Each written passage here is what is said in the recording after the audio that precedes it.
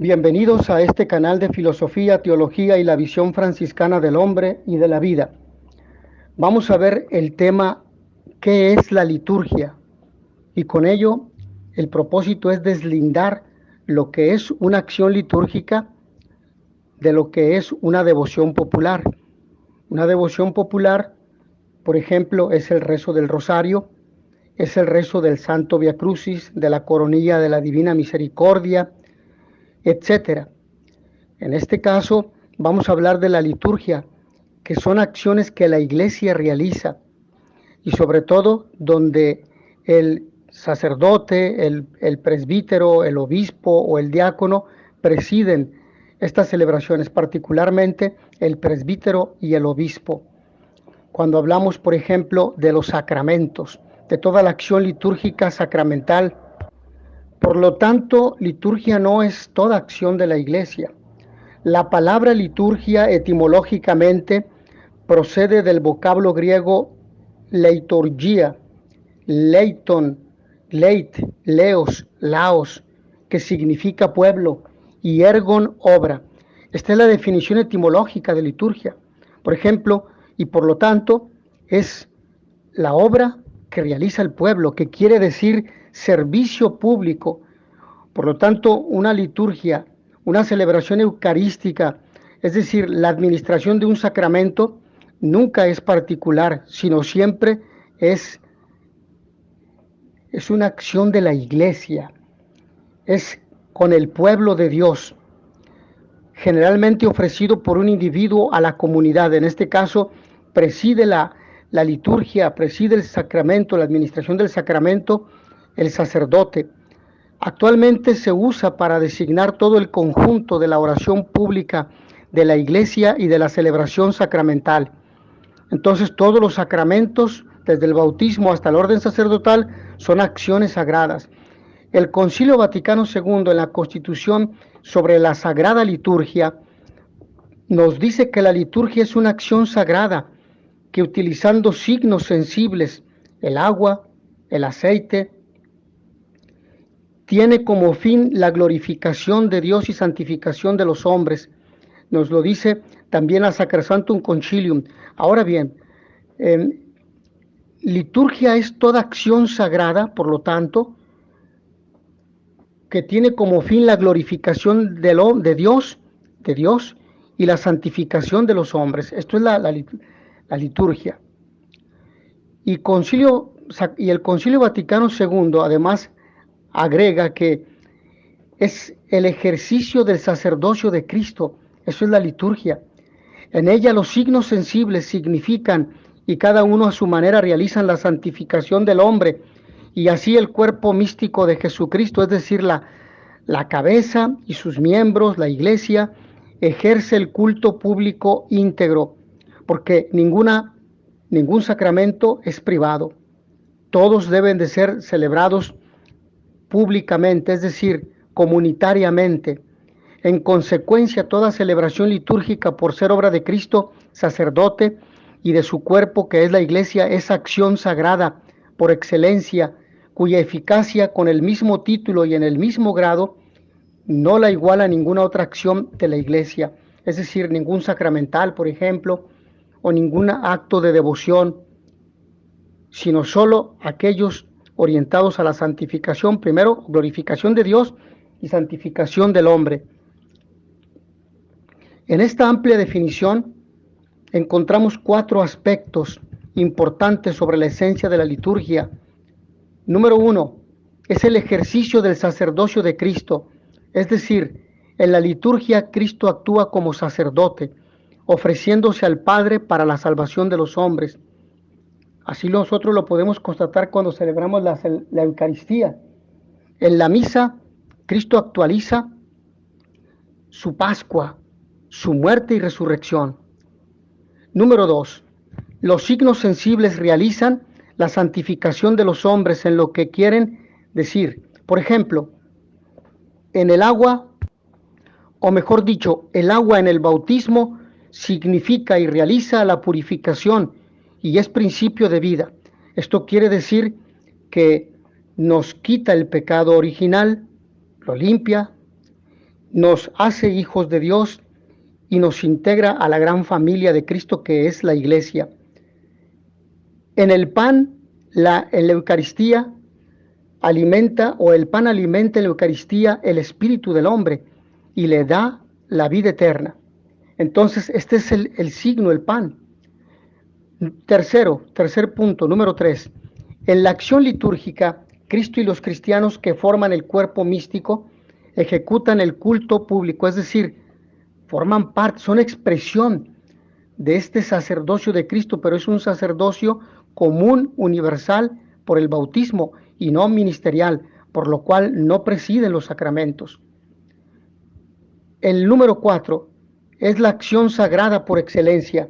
No hay una acción más grande que el hombre puede ofrecer a Dios, ni más sagrada por la cual el hombre puede santificarse, que ninguna oración o acción humana puede igualar por ser obra de Cristo y de toda su iglesia, y no de una persona o de un grupo. Para asimilar mejor los conceptos que nos revelan la importancia de la liturgia, citaré otro texto del concilio.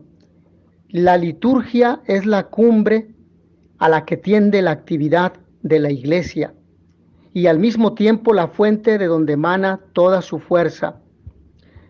Bueno, esto precisamente lo traemos a colación para decir que es el número 10 del concilio del Concilio Vaticano II en Sacrosanctum Concilium, que es la reforma litúrgica, el documento sobre reforma litúrgica.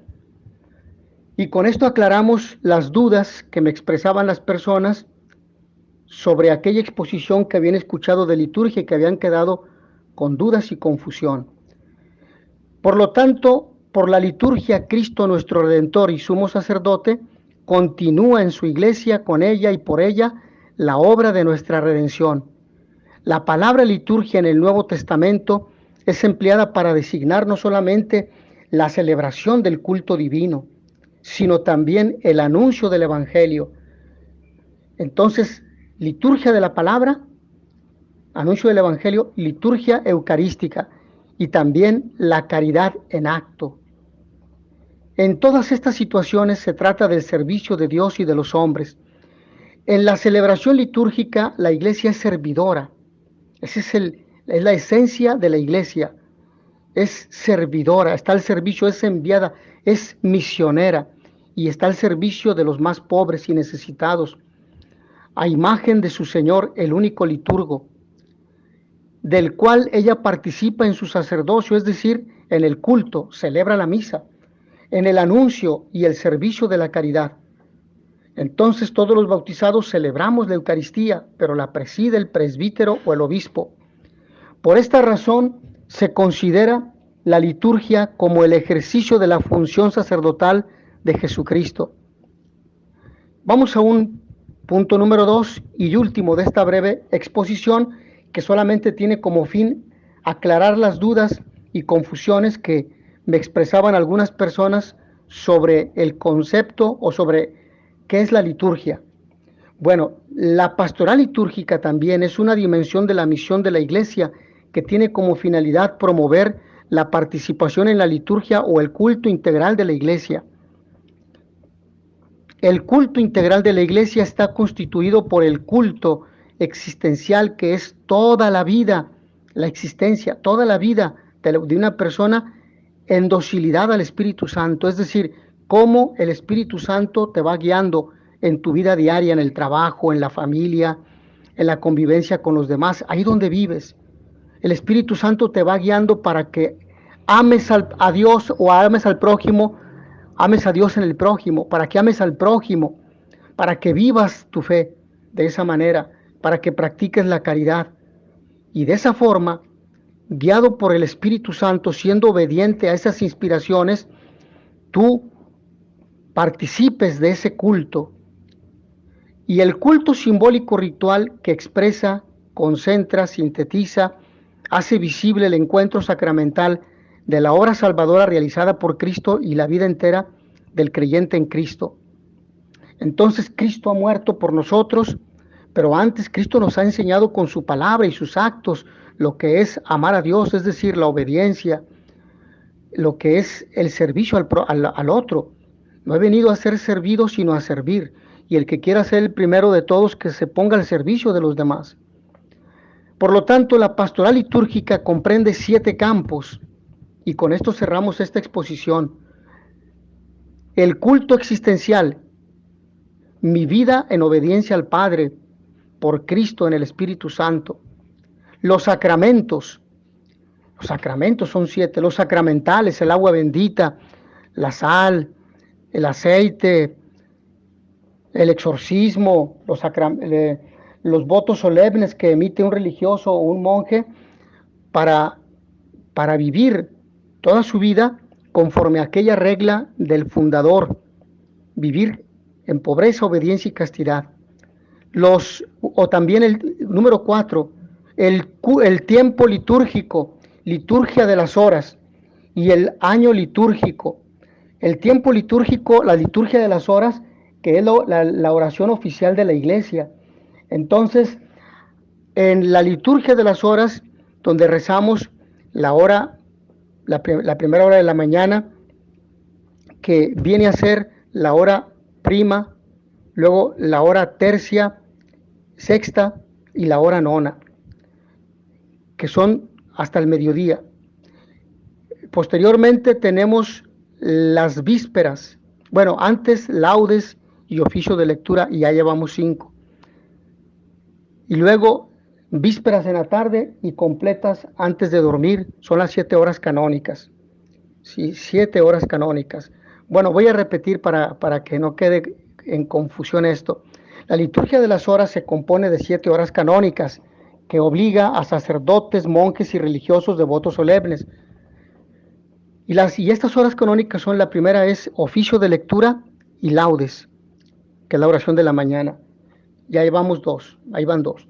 Luego hora tercia, hora sexta y hora nona. Y por la tarde, vísperas y finalmente completas poco antes de dormir.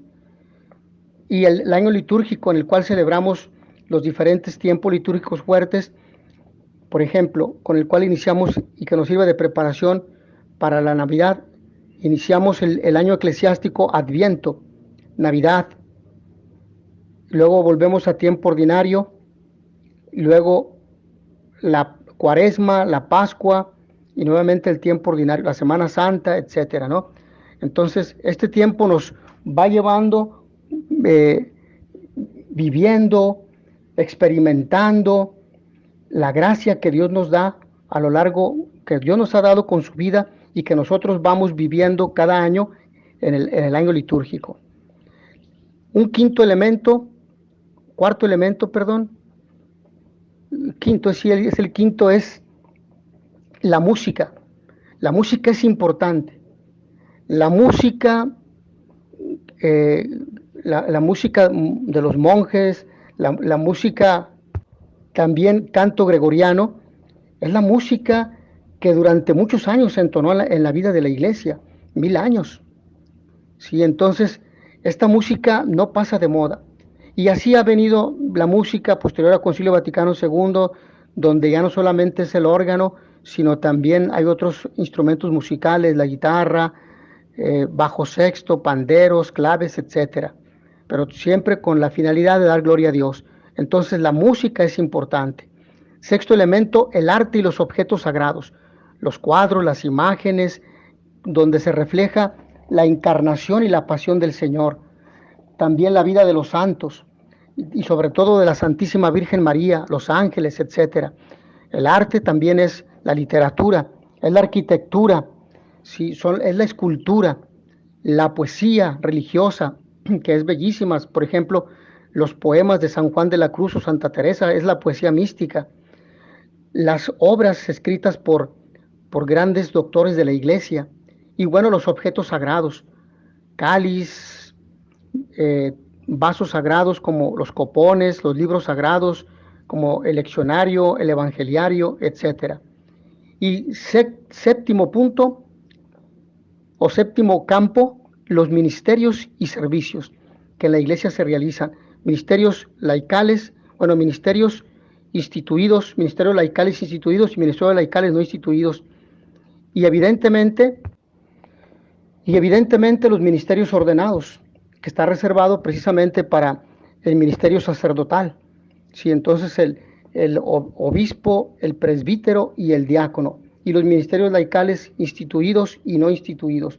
Los ministerios instituidos son el lectorado y el acolitado. Y de ahí los demás no instituidos, que también pueden ser, por ejemplo, el mismo lectorado, o pueden ser el coro, el ministro extraordinario de la Sagrada Comunión, pueden ser también el monitor, etcétera.